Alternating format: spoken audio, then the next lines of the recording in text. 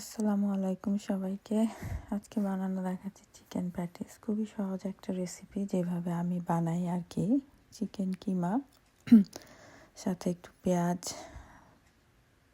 Plus আদা রসুন গরম মশলা লবণ গোলমরিচ একটু কাঁচামরিচ ধনিয়া পাতা দুধ এই সব কিছু দিয়ে চিকেনটাকে ভালোভাবে একটু ভুনে নিব। আর লাস্টে আমি যেটা অ্যাড করি, অবশ্যই লবণ দিতে হবে। আর লাস্টে যেটা অ্যাড করি সেটা হচ্ছে ময়দা।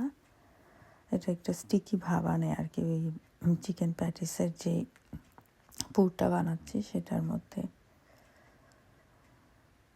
তারপরে এটাকে একটু ভালোভাবে ভুনতে ভুনতে আপনি দেখবেন একটা পর্যায়ে খুব সুন্দর একটা স্টিকিনেস চলে আসছে। তো ওই সময় বোঝা যাবে যে এটা রেডি। সো এরপরে যেটা আমি ইউজ করেছি এটা হচ্ছে ফ্রোজেন পরোটা।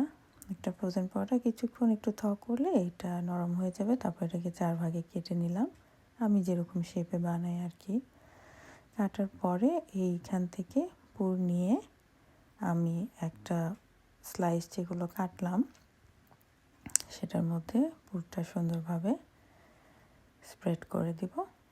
তারপরে আরেকটা এরকম কোনাকুনি স্লাইস নিয়ে তারপরে এইটার উপর দিয়ে এটা আবার সুন্দর করে বসিয়ে দিব সমানভাবে।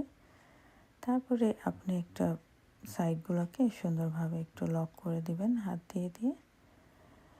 আর হ্যাঁ, সব পুরাটাই সাইডে সুন্দর করে লক করবেন, তাহলে আর কোনো সাইডে বের হবে না। তারপরে যেটা করবেন সেটা হচ্ছে, আমি যেটা ইউজ করি, আমি একটা ইজি আর কি কুইক একটা ডিজাইনের জন্য ফর্ক ইউজ করি। ফর্ক দিয়ে সুন্দরভাবে একটু সাইডে ডিজাইন করে নিচ্ছি।